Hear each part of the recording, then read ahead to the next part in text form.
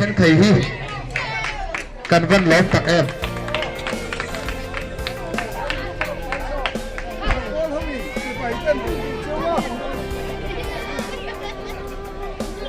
Hello, hello khen bel zele để tôi đang làm tăng tên hello khen mà đi có phải là lâu hồng cái cuốn cho cái lâu theo anh lâu mà đi bên này nhé thì cuốn cái lâu hiện tại bas anh lâu khen toa cần chút sự xếp hạt thì nó nằm xuống bên này nhé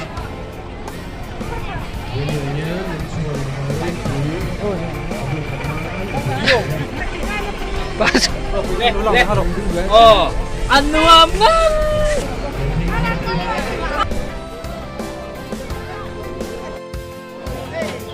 untuk perusahaan depan semua về thế kemudian pemimpin depan orang khen sih anh đi pemimpin kalau lâu mà nè mình ngay ngay khắp mọi người hồi nãy rồi tôi niệm tất cả mga mấy gần chết tôi nữa nè soalnya untuk mga coding security dan nama anh đi phone info number bên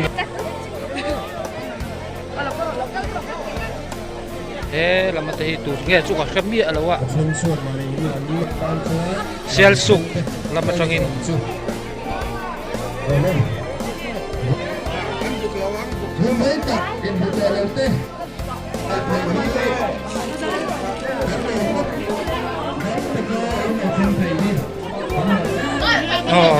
zauram mi te po anon thleng chho tu mai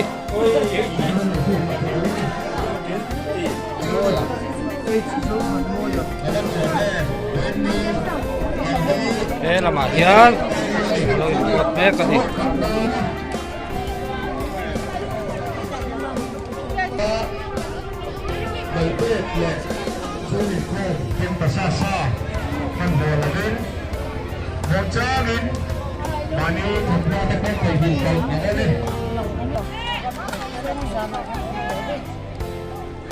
pu deng te po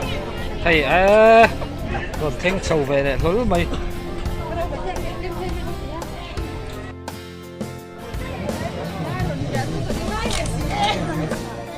hiện anh xinh xắn người bên số từ từ số hay anh phu xuống mày từ cái thấy cho cả xem biết là what qual về info là tụi tên anh đâu là em chơi đi từ cái tí hàng xoay xe là chào cùng này cả xe lâu đấy để tụ thì mà anh hey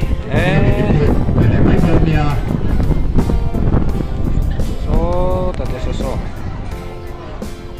hian anol puyan on theng zawa kunu noi mai ne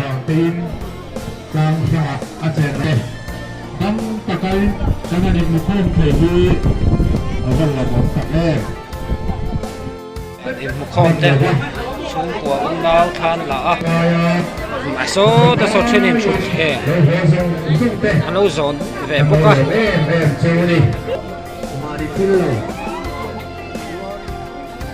la that te chưa thấy chưa đã hết chen te mà này có làm con là làm hổ đầu khen kan boy la chen in dia ni lan pua giờ bị sân thú lại vào được chen in mình chia sẻ thấy chưa nào chưa kan khen té nắp tụ làm ăn tới là làm hổ lại chứ tụ tới cùng lại mà ai cho ma rau te ten ni